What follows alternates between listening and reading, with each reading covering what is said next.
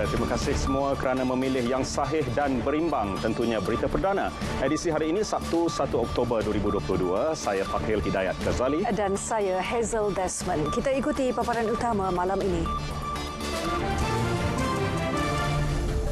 Grade guru besar dan guru penolong kanan sekolah rendah ditingkatkan sehingga grade 54.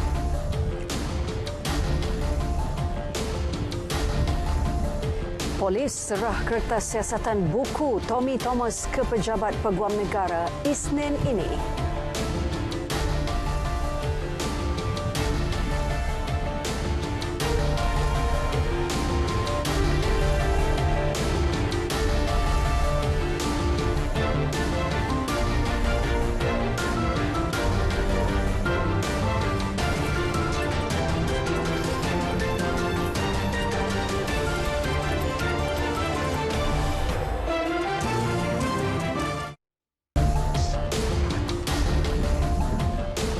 Assalamualaikum, salam keluarga Malaysia. Perdana Menteri Datuk Seri Ismail Sabri Yaakob menafikan dakwaan kononnya ada pihak tertentu mengenakan syarat agar pilihan raya umum PRU ke-15 disegerakan. Justru semua pihak diminta menunggu pengumuman tarikh pembubaran Parlimen. Tak ada, kita dari segi UMNO ni kita ada top 5, ada biro politik. So tak ada siapa yang beri sebarang condition kalau kita nak buat pilihan raya dan ada asas dia yang kuat untuk kita percepatkan dan kita setuju secara bersama dan kita buat. Cuma date tu tunggu pengumuman. Tunggulah. Kalau daripada tahun lepas dah tunggu, tahun ni pun boleh tunggu lagi. Dalam perkembangan lain, guru besar grade DG48 khas untuk penyandang yang naik pangkat ke grade 52 dan 54 berdasarkan merit serta tempoh perkhidmatan tidak diturunkan jawatan ke guru penolong kanan atau guru biasa di sekolah rendah. Perkara itu secara tidak langsung akan menaik taraf grade hakiki bagi jawatan terbabit serta membolehkan mereka dinaikkan pangkat sehingga grade 54. Kerajaan juga sedang mengkaji struktur perjawatan guru besar dan guru penolong kanan sekolah rendah melalui cadangan model sekolah dengan penetapan grade fleksi sehingga DG54 bagi memastikan kedudukan pentadbir sekolah sentiasa terpelihara di samping mengekalkan keharmonian dalam kalangan warga sekolah. Datuk Seri Ismail Sabri turut memaklumkan pegawai perkhidmatan pendidikan grade 48 boleh dilantik sebagai guru penolong kanan di sekolah rendah. Laluan kerjaya guru cemerlang di sekolah rendah juga diperluas sehingga ke grade 54. Peningkatan grade jawatan memberi faedah secara langsung kepada lebih 2,000 pegawai perkhidmatan pendidikan seluruh negara.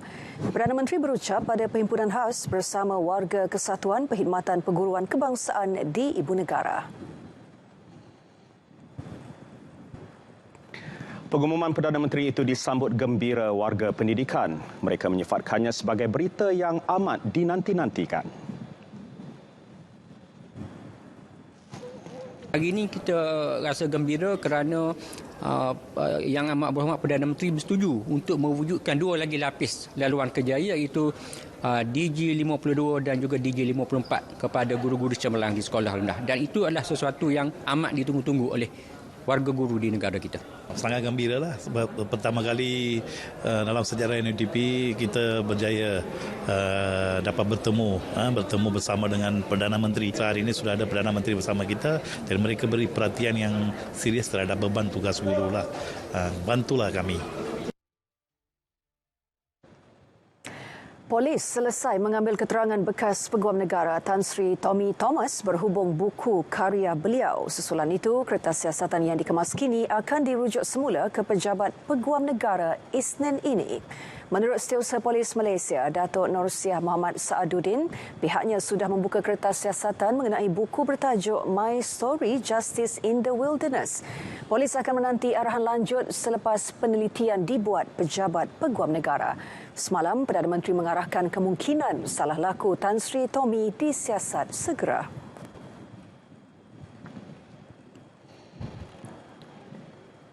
266 daripada 292 kes salah laku rasuah yang disiasat SPRM sepanjang 2021 dibawa ke muka pengadilan. Ini bermakna kadar sabitan kes berjaya dibawa agensi itu mencapai lebih 90%. Selain operasi, agensi itu turut komited memerangi rasuah dalam pelbagai aspek termasuk pencegahan dan pendidikan. Sempena ulang tahun ke-55-nya, SPRM komited melaksanakan tanggungjawab selari tema sambutan amanah, tegas dan adil. Kalau dalam sudut pencegahan, kita pun banyak telah melakukan perubahan-perubahan selain pada tindakan penguasaan ini. Kalau dahulu, tuan-tuan mungkin tak dengar tentang di mana kita memberi latihan kepada pihak luar dalam untuk membentuk OACP, Organizational Anti-Corruption Plan. Kita juga betul pihak yang memberi latihan kepada pihak luar, kementerian-kementerian dan agensi bagi membentuk corruption risk assessment mereka dan sebagainya. Ini semua datang pada pihak pencegahan kita. Jadi kita ada pegawai-pegawai yang terlatih yang boleh betul menasihati sistem dan tabik urus kementerian, jabatan dan juga agensi-agensi berkaitan dengan kerajaan. Sebagai usaha memerangi rasuah bagi tempoh jangka panjang, kempen dilaksana sejak di peringkat sekolah lagi. Program Wira Anti Rasuah yang diperkenal pada 2014 berjaya melibatkan lebih 24,000 pelajar dan 4,100 guru seluruh negara. Untuk peringkat institusi pengajian tinggi pula, aktiviti Kelab Angkatan Mahasiswa Anti Rasuah disokong SPRM bagi menjalankan program kesedaran membabitkan mahasiswa. Usaha itu diperhebat menerusi pengenalan modul kursus integriti dan anti rasuah untuk pengajian di IPT. Tegas Tan Sri Azam lagi, kejayaan SPRM tidak datang dengan mudah. Sebaliknya, ia menuntut kerja keras dan komitmen tinggi warga agensi itu.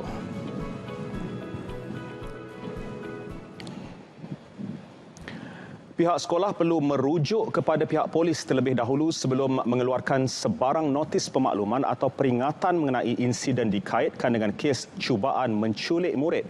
Notis seumpamanya terutama berita tidak benar hanya akan menimbulkan kegusaran. Sebab bila sekolah keluarkan, kadang-kadang ibu bapa ni bukan fikir dalam kawasan sekolah saja. Dekat taman perumahan, anak nak pergi kedai dan sebagainya.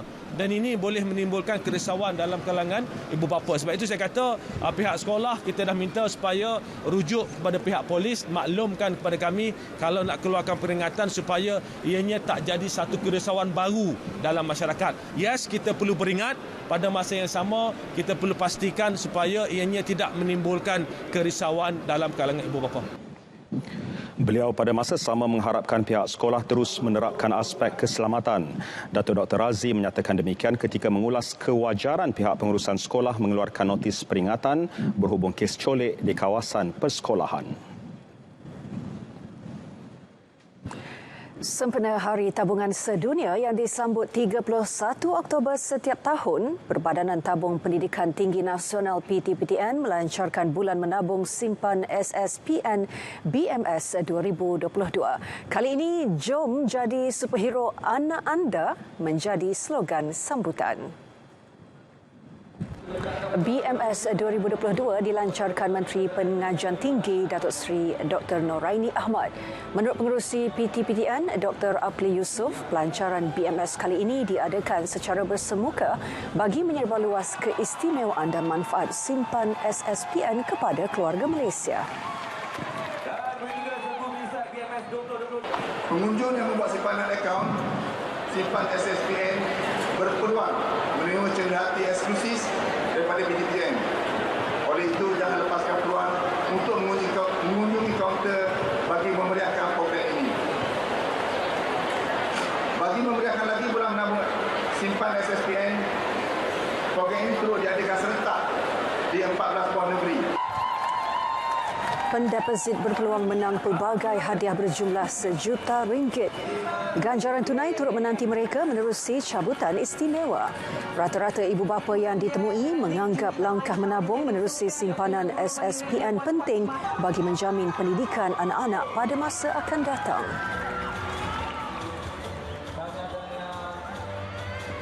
anak pun baru umur 10 tahun, maknanya kita mula daripada bawah, akan datang maknanya kita dah ada tabungan untuk anak akan datang lepas belajar untuk SPM untuk sambung untuk terus belajar. Yang saya suka tentang simpan SPM ni kerana kita tak perlu rasa susah bila nak menyimpan. Bila kita buat pemotongan gaji kan, tahu-tahu potong-potong duit dah ada untuk anak.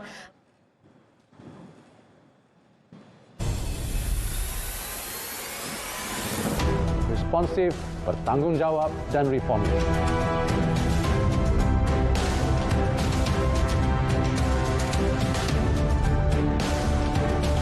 Ayo keluarga Malaysia, ikuti laporan bajet 2023 hanya di Berita Perdana.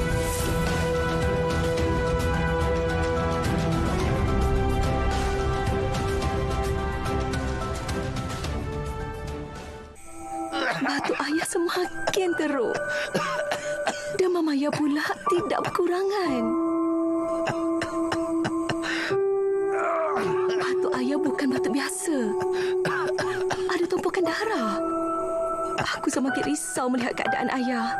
Bila diajak ke klinik, kata ayah sakitnya sakit biasa je. Sehinggalah pada suatu hari, ayah disahkan mengidap TB. Kata doktor, sakit ayah semakin tenat. Akhirnya ayah meninggalkan kami buat selama-lamanya. Keengganan ayah mendapatkan rawatan awal akhirnya menyebabkan kematiannya. Adik saya juga dijangkiti TB. Nasib baiklah mendapat rawatan awal. TB boleh menyebabkan kematian jika tidak dirawat. Now we are about to unwrap this whole thing, so let's have a chat. You have to understand everybody has their own responsibility. I think the millennials are a generation of idealists. It's actually really cool. I feel quite proud, like a proud mama. I'm a proud mama. Terima kasih kerana menonton World Conti bukan sembang biasa. Sebab kata orang there's no lack of opportunities. Kita sentiasa bersedia baik untuk segala bantuan. Dan situlah kita rasa lepas ni kalau boleh buat lagi dan kita akan teruskan buat ya.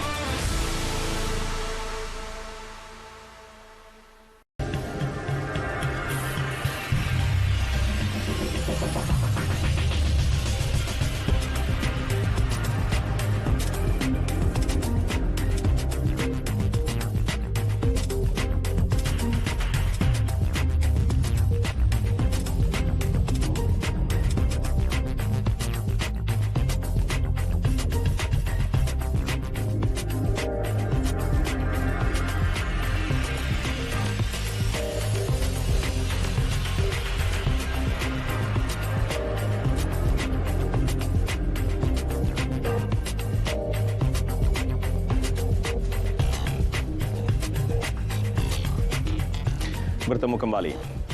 Meningkatkan tahap kesiapsiagaan mendepani kecemasan di laut. Pertubuhan Nadi Sihat dengan kerjasama Jabatan Bomba dan Penyelamat JBPM serta beberapa agensi berkaitan mengambil inisiatif menganjurkan program ekspedisi konservasi dan simulasi menyelamat. Ikuti laporan wartawan Michelle Wang yang mengikuti program berkenaan di Pulau Perhentian Terengganu.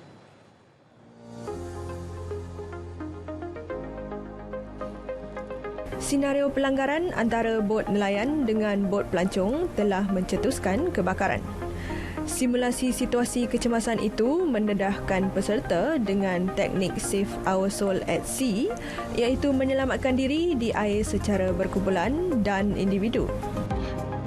Pasukan penyelamat terdiri daripada Jabatan Bomba dan Penyelamat Malaysia, Agensi Penguatkuasaan Maritim Malaysia dan juga daripada Jabatan Kesihatan Daerah Besut untuk menyelamatkan mangsa. Di mana mangsa-mangsa telah diselamatkan dengan beberapa teknik terdapat, dan sampai itu juga kita menggunakan unit udara bomba untuk menyelamatkan mangsa. Di mana kalau kita tengok tadi terdapat beberapa penerjun untuk menggunakan kaedah hover jump, mana penerjun penyelamat ini terjun daripada helikopter dan berenang ke arah mangsa. Program yang dijalankan selama 3 hari ini memberi pendedahan kepada semua peserta tentang kaedah penyelamatan dan langkah-langkah yang perlu diambil sekiranya berlaku kecemasan.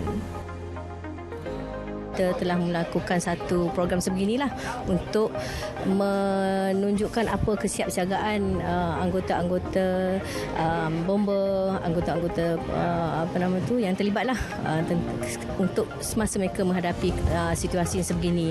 Dan di perhentian kali ini kita telah bekerjasama dengan penduduk tempatan juga dan juga agensi-agensi di sini, khususnya bomber maritim, Kementerian Kesihatan dan juga beberapa agensi lain lah. Menerusi program seumpama ini, para peserta bukan sahaja dapat ilmu dan teknik menyelamatkan diri, malah memberi keyakinan tinggi ketika berdepan situasi luar jangka di laut. Jadi bagi saya mungkin untuk yang di luar sana, ramai lagi yang macam saya tak takut tapi saya tak mesra dengan air. Jadi nak dapatkan confidence, kita kena confident dengan jaket yang ada dan juga ilmu yang kita dah pelajari. Itu jadilah maknanya confidence itu penting di samping peralatan lain yang membantu. Di mana mereka agensi-agensi ini mengajar kita. Tidak langsung kita dah tahu bagaimana keadaan dan situasi berhadapan dengan suasana yang panik di laut lah. Okey. Itu dia untuk masyarakat, kita perlu tahulah untuk mendedahkan kepada masyarakat lain yang di luar sana bahawa pengetahuan asas ini perlu, dan aktiviti yang kita buat pada hari ini memang sangat bagus. Misi menyelamat bersama bomber dan penyelamat dapat memberi kesedaran dan juga informasi kepada masyarakat, khususnya tentang keselamatan sekiranya berlaku kecemasan. Malah, ia juga dapat memberi pengalaman kepada peserta dan agensi penyelamat tentang operasi menyelamat. Michelle Wang, RTM.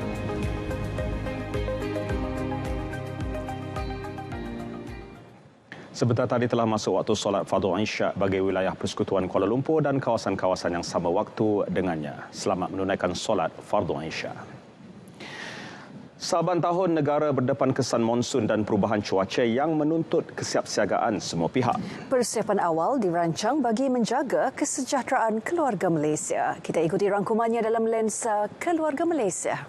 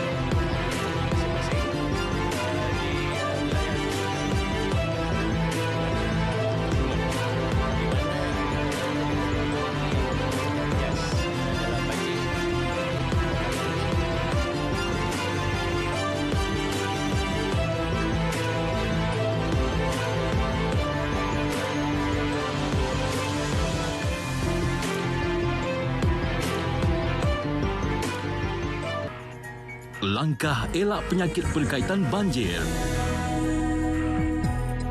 Elak dari bermain air banjir. Pakai pelindung diri. Segera bersih diri jika terkena air banjir. Cuci tangan dan sentiasa jaga kebersihan diri. Jangan guna air banjir untuk pembersihan. Makan dan minum dari sumber bersih. Sentiasa jaga kebersihan pusat pemindahan. Pakai pelindung diri semasa pembersihan selepas banjir. Dapatkan rawatan sekiranya demam dalam masa 30 hari selepas pembersihan banjir. Air banjir tercemar dengan limpahan najis dari tangki septik.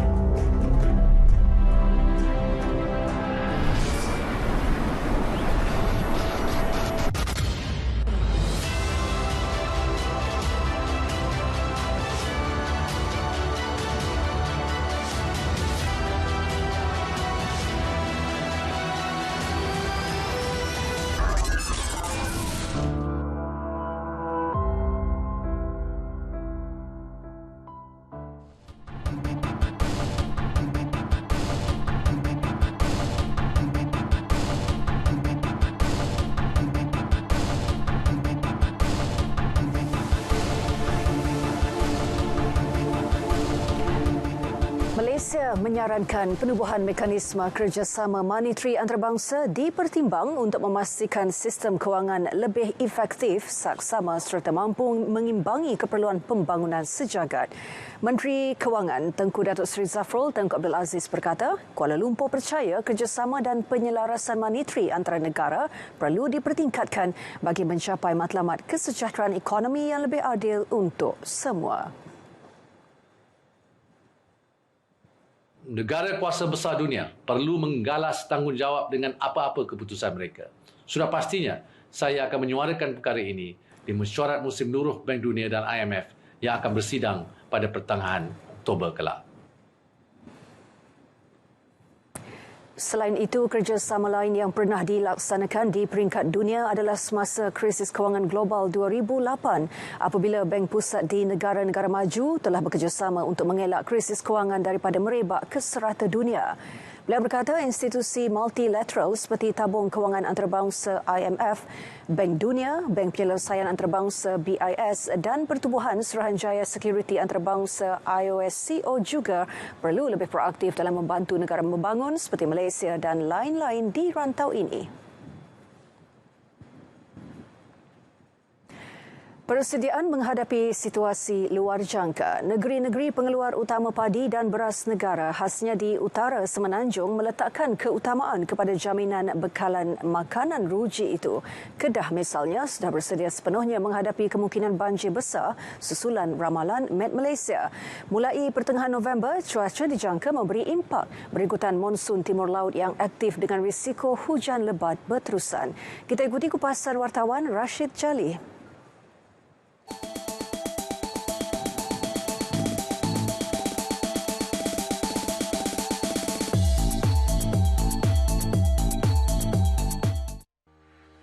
Negeri Jelapang Padi dengan keluasan paling besar merangkumi kawasan tanaman padi mada dari Perlis hingga ke Kedah meletakkan antara keutamaan untuk menyimpan stok bekalan makanan ruji ini bagi keperluan negara simpanan negara khususnya beras di negeri ini berjumlah 571,610 tan metrik. Ia mampu menampung keperluan 2.2 juta penduduk Kedah dalam tempoh beberapa tahun.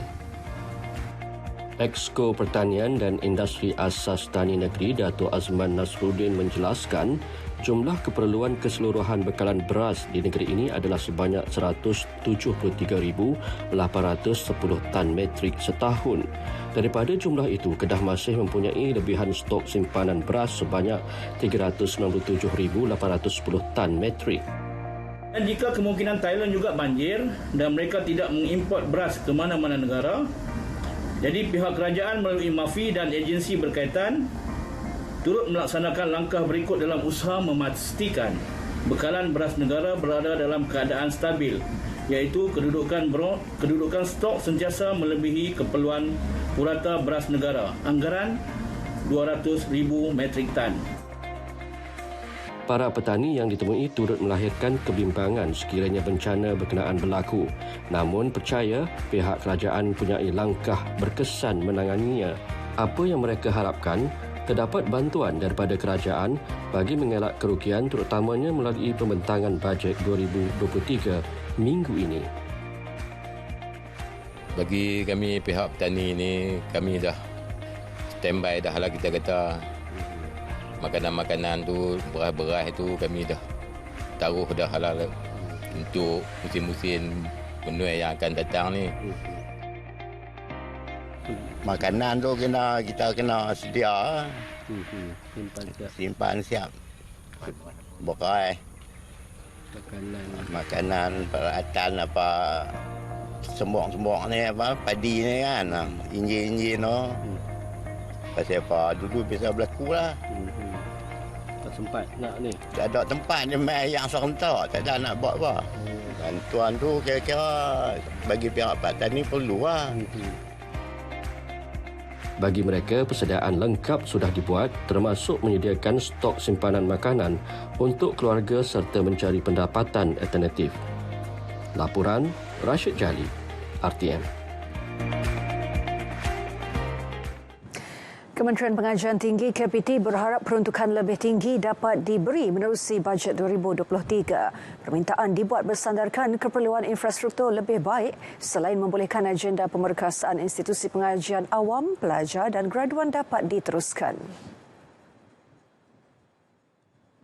Dan kami harapkan juga ada bantuan bajet yang diberikan dalam kita nak memperbaiki bangunan-bangunan usang di universiti-universiti awam inilah. Sudah semestinya fokus utama kita adalah daripada golongan pelajar B40, tapi kita juga ada membuat pendekatan untuk juga melihat pelajar daripada golongan M40, M1.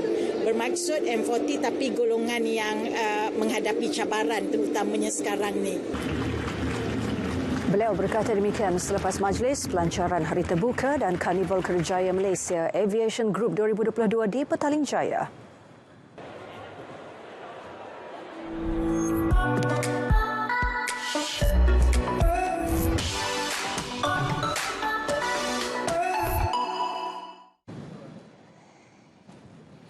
Masih bersama berita perdana. Pertandingan akhir Dondang Sayang Negeri Melaka bakal berlangsung di Kompleks Jabatan Kebudayaan dan Kesenian Negara JKKN Air Keruh Melaka. 4 pasangan peserta akan berentap merebut gelaran juara.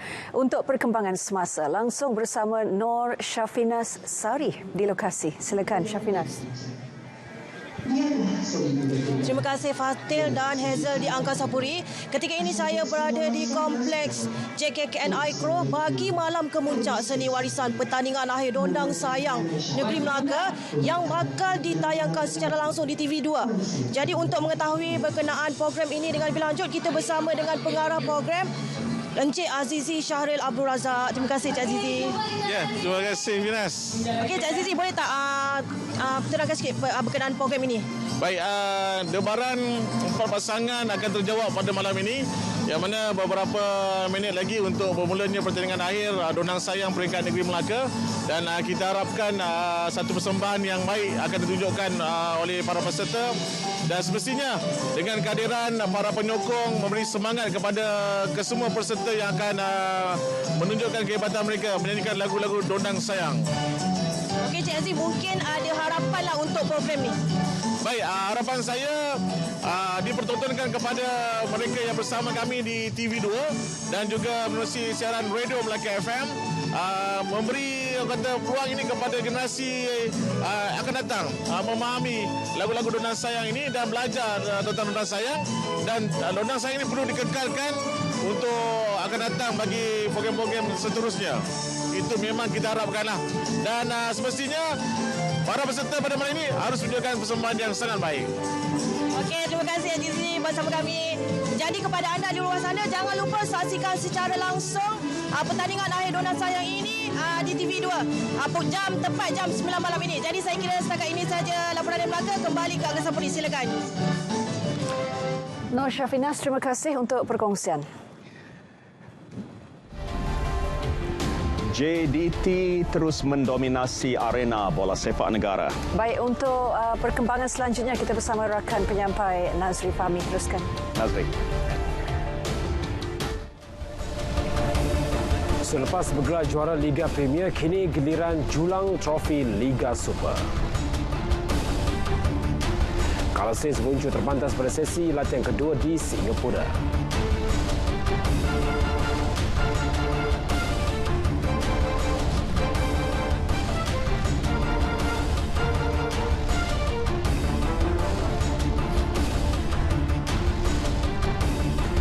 Terima kasih Fatih dan Hazel. Assalamualaikum dan salam sukan untuk semua. Kita mulakan dengan perkembangan Liga Super 2022. Aksi Johor Darul Ta'zim JDT menentang Negeri Sembilan FC malam ini akan menjadi tumpuan utama. Seandainya JDT berjaya meraih kemenangan, maka skuad Harimau Selatan boleh meraihkan lebih awal kejayaan bergelar juara Liga Super musim ini, biarpun masih lagi berbaki 4 perlawanan. Peluang buat JDT meraih kemenangan pada malam ini dilihat cerah kerana mempunyai reputasi baik ketika beraksi di laman sendiri. Dalam masa sama, sekiranya Terengganu FC, TFC berjaya menewaskan Sabah FC pada malam ini, peluang untuk pasukan tangga kedua mencabar kedudukan pendahulu makin tipis. Beraksi di Stadium Sultan Ibrahim Iskandar Puteri malam ini juga pastinya akan dimanfaatkan sebaiknya oleh JDT dalam usaha untuk mengesahkan gelaran musim ini. Dalam masa sama, pasukan Negeri Sembilan juga tidak boleh dipandang sebelah mata memandangkan keupayaan mereka menghuni tangga ketiga Liga Super ketika ini. Setakat ini, Negeri Sembilan FC hanya tewas 3 kali daripada 18 perlawanan. Pastinya aksi di Stadium Sultan Ibrahim Iskandar Puteri malam ini akan berlangsung sengit kerana kedua-dua pasukan mempunyai misi masing-masing. Aksi Liga Premier, Ketua Jurulatih Johor Darul Ta'zim JDT 2 Marino Echeverria mengakui kejayaan pasukan bergelar juara musim ini menjadikan 2022 sebagai musim cemerlang buat Johor. Dan JDT 2 juga mengesahkan kemaraan kejuaraan musim ini selepas menang tipis 1-0 ke atas Selangor FC 2 dalam perlawanan yang berlangsung di Stadium UiTM Shah Alam pada malam tadi. Menurut Echeverria, gelaran tersebut diraih hasil kerja keras semua pemain dalam mengharungi saingan musim ini. Dalam masa sama, beliau juga memaklumkan kejayaan yang dimenangi JDT 2 adalah hadiah bermakna buat negeri Johor dan pemilik kelab Tunku Ismail Sultan Ibrahim. I'm very excited for this season. It's important as a club one title more because JDT 3, JDT 1 is possible, and 2022 is a great year for Johor. It's important for the city, for TMJ, our person most important in the club. Again, very excited for this situation. My family, my players. It's a great year. Dalam perlawanan tersebut, JDT 2 terpaksa menunggu sehingga ke babak kedua perlawanan sebelum menghasilkan jaringan pendahuluan menerusi Darren Sham KK George pada minit ke-49. Selangor 2 berpeluang menjaringkan beberapa gol, namun ia gagal disempurnakan dan keputusan kekal 1-0 sehingga whistle penamat. Keputusan tersebut menyaksikan gelaran juara Liga Premier sah menjadi milik JDT 2 dengan mengumpul 42 mata.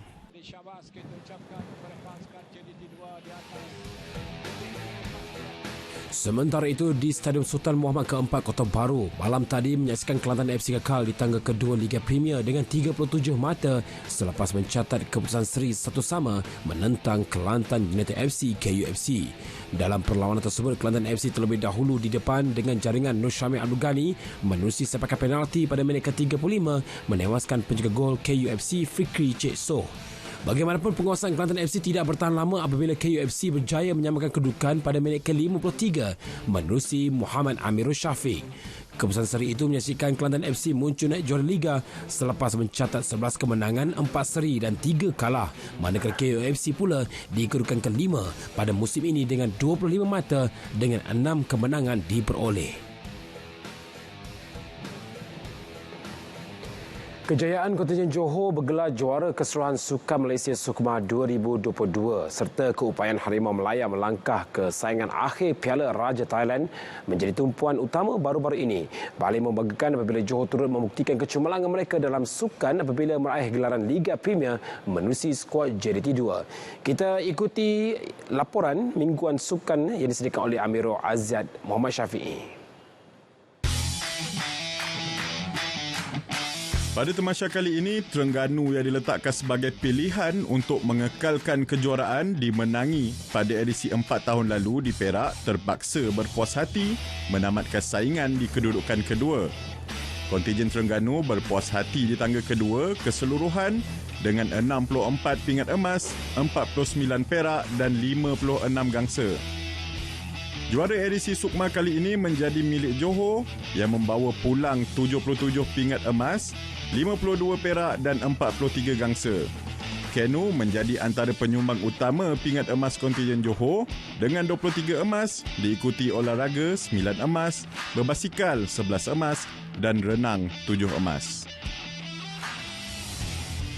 Skuad Harimau Malaya berjaya melayakkan diri ke peringkat akhir kejohanan Piala Raja Thailand pada 25 September. Malaysia menempah slot kesaingan akhir selepas berjaya menumpaskan pasukan tuan rumah Thailand dengan keputusan 5-3 dalam aksi penentuan sepakan penalti. Bagaimanapun, impian Malaysia untuk menjulang Piala Raja Thailand selepas 44 tahun berkecai apabila tewas 0-3 menerusi penentuan sepakan penalti menentang Tajikistan pada aksi final di Stadium Chiang Mai. Teka-teki berhubung siapa bakal menggalas tugas sebagai ketua jurulatih Selangor FC akhirnya terjawab pada 24 September. Selangor FC mengumumkan pelantikan Tan Cheng Ho sebagai ketua jurulatih baru The Red Giant bagi memberi ruang kepada beliau melakukan persiapan awal dan perancangan bagi menghadapi musim hadapan. Berdasarkan pencapaian dan pengalaman beliau, Selangor FC percaya Cheng Ho merupakan calon terbaik untuk membawa pasukan Gergasi Merah ke peringkat lebih tinggi pada musim hadapan. Dalam saingan Liga Premier, menyaksikan Johor Darul Takzim 2 mengesahkan kejuaraan selepas melakar kemenangan 1-0 ke atas Selangor 2. Gelaran Liga Premier itu menambahkan koleksi kejayaan buat skuad Harimau Selatan pada musim ini.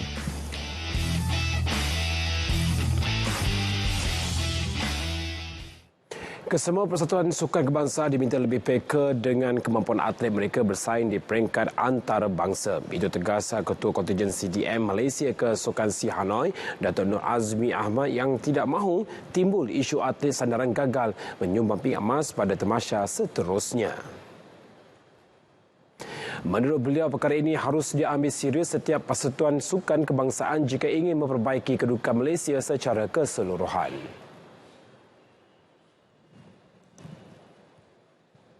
Untuk persatuan ataupun federation atau guru pasukan dan juga jurulatih seharusnya memikul tanggungjawab seperti mana yang dipikul mereka di CDM di Hanoi, kerana misi dan visi kita message daripada rakyat Malaysia sendiri supaya apa yang kita spend kita dapat sesuatu yang terbaik, dan saya percaya setiap tanggungjawab yang diberi pada federation yang ada di Malaysia ni akan menunjuk persembahan yang baik.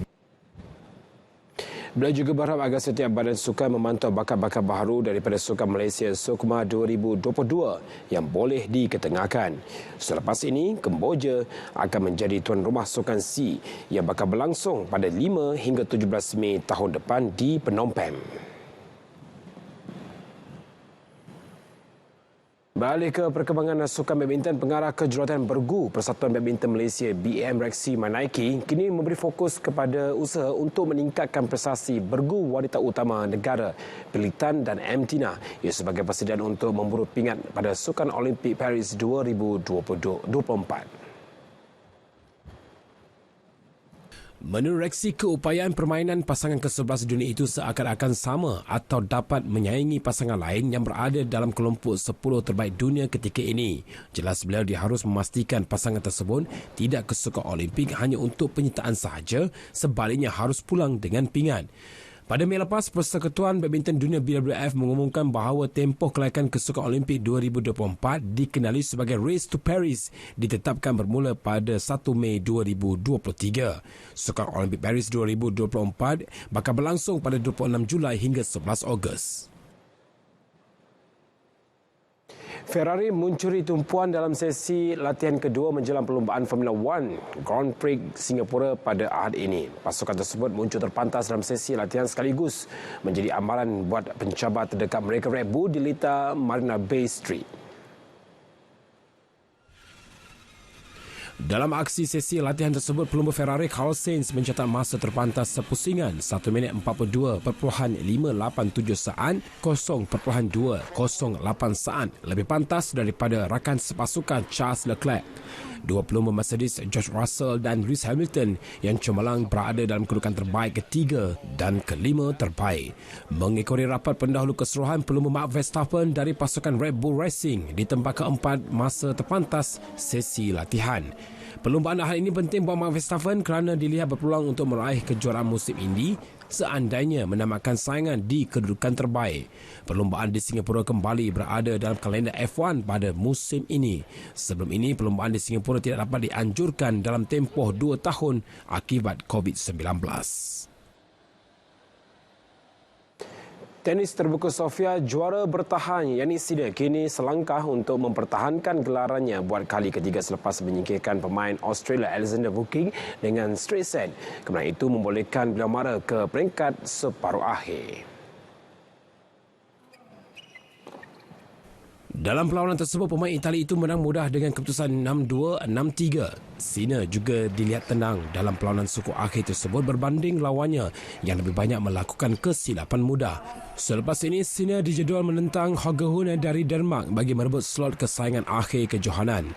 Holger Rune sebelum ini menewaskan pemain Belarus Ilya Ivashka dengan keputusan 6-2, 5-7 dan 6-4. Sementara itu, rakan senegara Sinner yang juga pilihan keempat kejohanan Lorenzo Musetti juga mara selepas menang dengan keputusan 7-6, 6-1 menewaskan Jan Lennart Struff dari Jerman. Bekas pemain Liverpool Sami Hyypiä yakin The Reds akan menamatkan musim 2022-2023 di tangga teratas Liga walaupun dengan ketiadaan beberapa tonggak utama seperti Sadio Mane yang berpindah ke Bayern Munich. Ketika ini, pasukan yang dibimbing Jurgen Klopp menghuni tangga ke-8 Liga Perdana Inggeris akibat krisis kecederaan pemain. Sami Hyypiä yakin Klopp pastinya akan melakukan sesuatu untuk The Reds kembali berada di landasan terbaik. We are now 9 points behind City and less than a year ago we were 13 points behind City and we catch them and we almost won them, so won the league. So it's not impossible until it's until the end. Beliau berkata demikian selepas majlis perlancaran kedai merchandise premium Liverpool FC LFC di Petaling Jaya.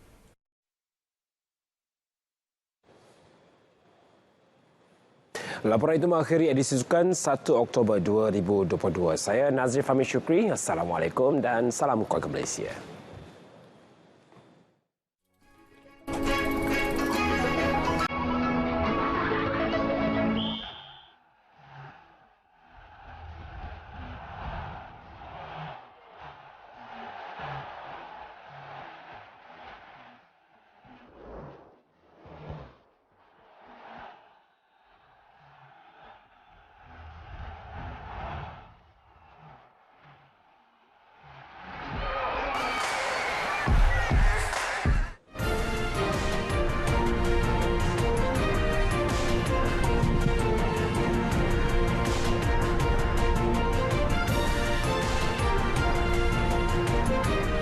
Sekurang-kurangnya seorang terkorban manakala puluhan yang lain cedera susulan gempa bumi berukuran 6 pada skala Richter menggegarkan wilayah barat Sumatera Utara Indonesia. Agensi Meteorologi, Klimatologi dan Geofizik Indonesia mengesahkan gempa berlaku pada 2.28 pagi waktu Jakarta dengan pusat gempa berada 15 km barat laut daerah Tapanuli Utara dengan kedalaman 10 km. Mangsa yang berusia 50-an itu maut akibat serangan jantung. Pihak berkuasa juga masih mengumpul maklumat berhubung kerosakan akibat gempa. Penduduk turut dinasihatkan sentiasa berwaspada dengan gempa susulan serta berlindung di tempat selamat.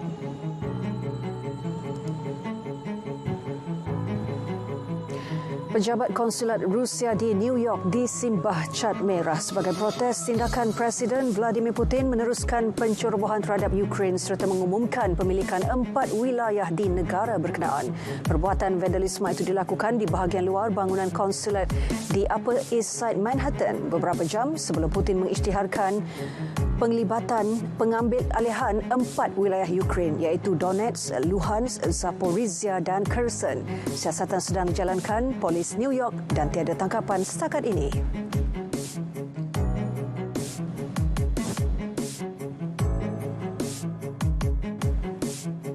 Sekurang-kurangnya 19 orang terbunuh manakala 20 yang lain cedera dalam pertempuran di Bandar Zahidan, tenggara wilayah Sistan Baluchistan, Iran selepas kumpulan penunjuk perasaan bersenjata menyerbu sebuah balai polis.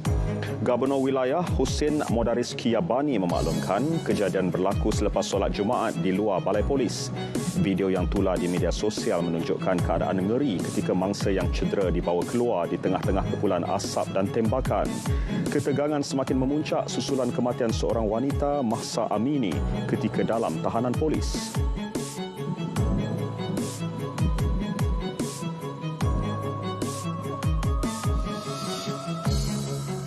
Ahli Parlimen Jepun yang juga legenda Gusti popular Antonio Inoki, 79 tahun, meninggal dunia akibat penyakit yang jarang ditemui, amyloidosis. New Japan Pro Wrestling Co yang diasaskan mendiang mengesahkan kematiannya. Mendiang terkenal di persada antarabangsa selepas berdepan juara tinju dunia Muhammad Ali dalam perlawanan seni bela diri campur pada 1976. Memperjuangkan keamanan menerusi sukan, Inoki juga merupakan individu pertama dalam sukan gusti menyertai politik.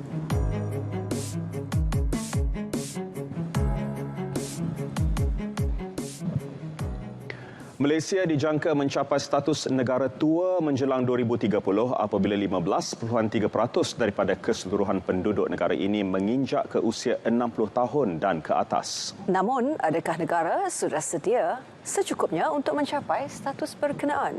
Kita ikuti kupasannya dalam laporan yang disediakan wartawan Mohan Chinasami sempena sambutan Hari Warga Emas Kebangsaan hari ini.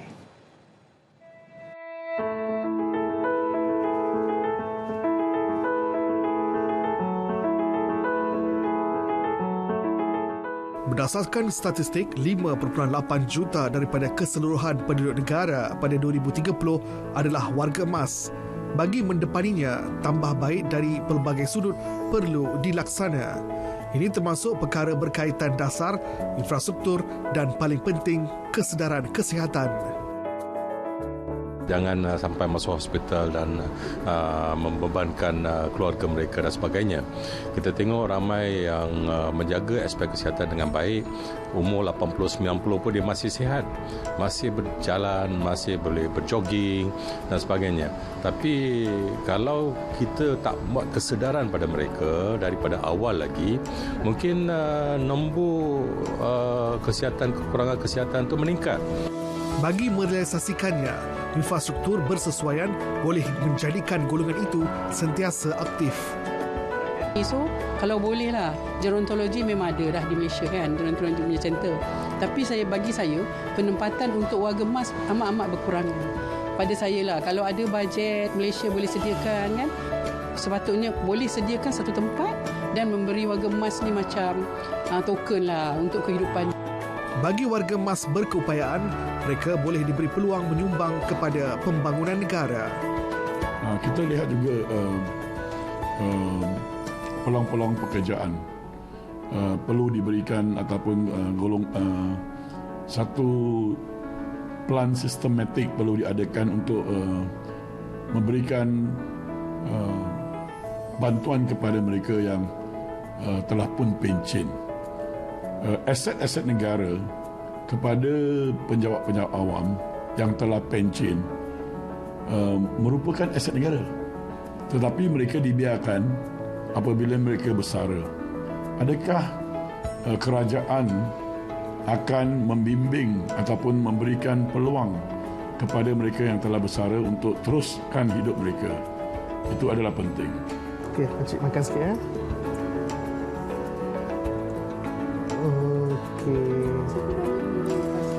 Menjelang tahun 2030, Malaysia akan mencapai status negara tua. Sehubungan itu, satu fokus yang amat penting perlu diberikan kepada golongan warga emas daripada aspek kesihatan, kemudahan dan juga jaminan masa depan supaya kesejahteraan warga emas dapat dikecapi secara bersama demi pembangunan negara. Muhammad Chinasami, RTM.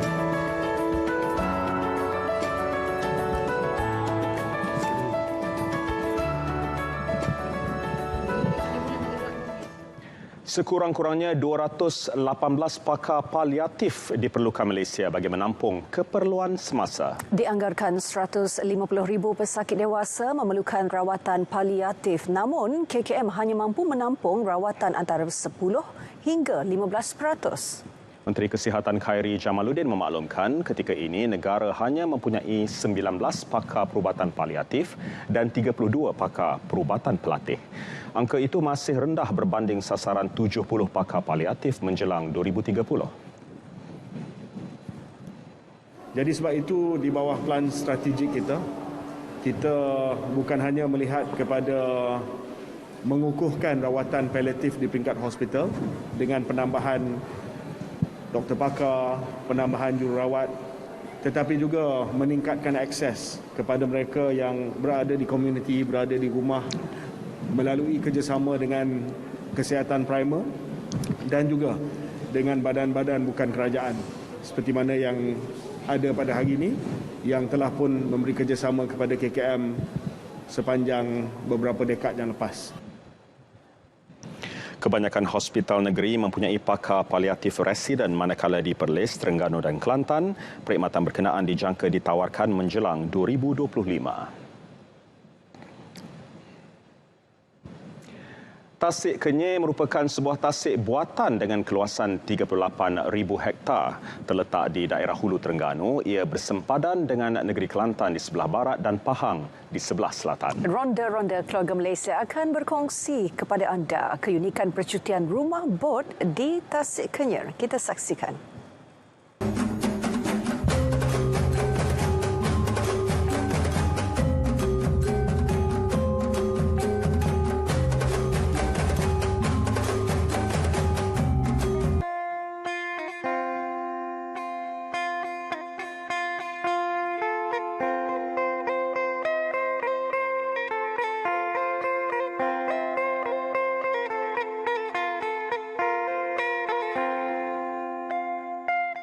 Okay, sekarang ni saya nak pergi, orang kata naik bot tu, pergi pusing-pusing kat Tasik Kenyir ni sambil menikmati keindahan alam semula jadi.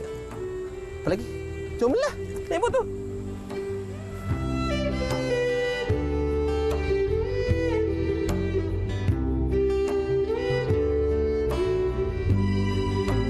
Ibarat syurga bagi pencinta alam, Tasik Kenyir pastinya memberi ketenangan buat pengunjung.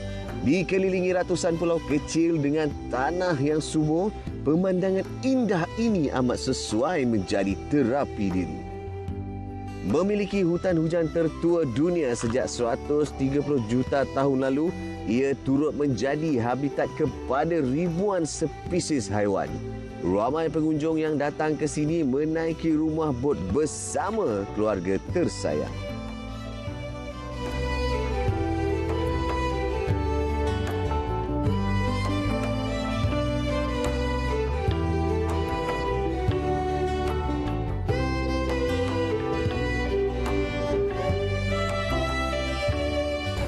Dekat rumah bot ni kita boleh masak tau. Macam saya tengah masak sambal kicap.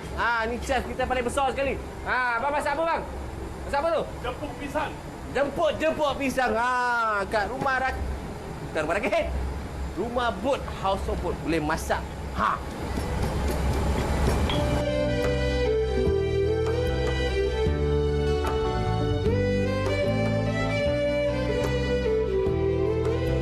Pelbagai lagi aktiviti boleh dilakukan di rumah bot ini bersama keluarga. Antaranya memancing, mandi di air terjun, melawat pulau herba dan pelbagai lagi.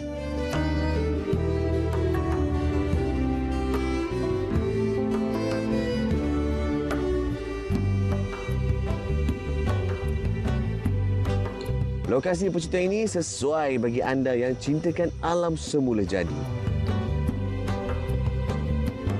Teruskan setia bersama Ronda-Ronda Keluarga Malaysia hanya di RTM.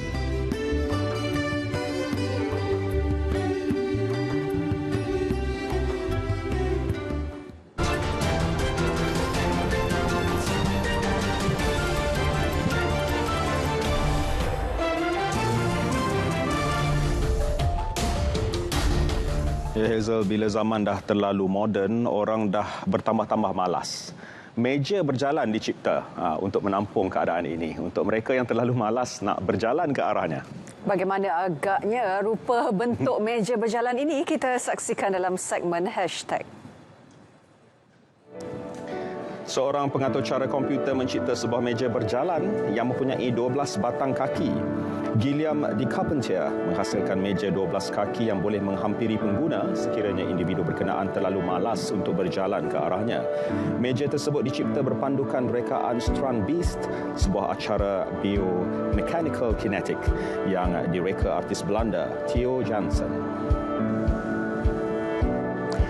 Legenda bola sepak Portugal, Luis Figo bersama sepasukan pemain antarabangsa lain menguji kemahiran masing-masing dalam keadaan sifar graviti bagi mencipta rekod dunia Guinness World Records dalam permainan bola sepak beraltitude tinggi. Percubaan rekod itu menyaksikan Figo dan pemain bola dari seluruh dunia menaiki sebuah pesawat khas dilengkapi sebuah padang bola sepak. Penerbangan itu mensimulasikan ruang graviti sifar untuk permainan bola sepak pada ketinggian 6,166 meter di udara. Seekor harimau kumbang pula yang merayau-rayau di Taman Pelangi berjaya ditangkap Jabatan Bomba dan Penyelamat JBPM Selangor.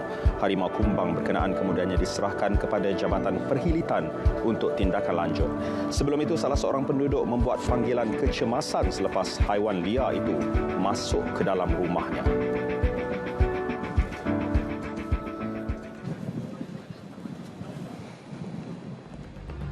Responsif demi kesejahteraan rakyat. Reformis mengukuhkan daya tahan perniagaan dan ekonomi. Bertanggungjawab meningkatkan kecekapan tadbir urus.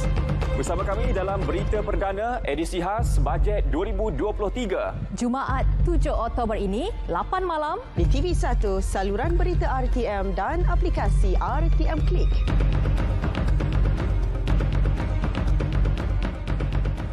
Ya, jangan lupa saksikan Berita Perdana edisi khas Bajet 2023 6 hari sahaja lagi. Baiklah. Dengan itu, paparan Berita Perdana edisi hari ini, 1 Oktober berakhir di sini. Terus dapatkan perkembangan sahih sepanjang masa melalui portal berita.rtm.gov.my. Kami akhiri dengan Assalamualaikum. Salam keluarga Malaysia.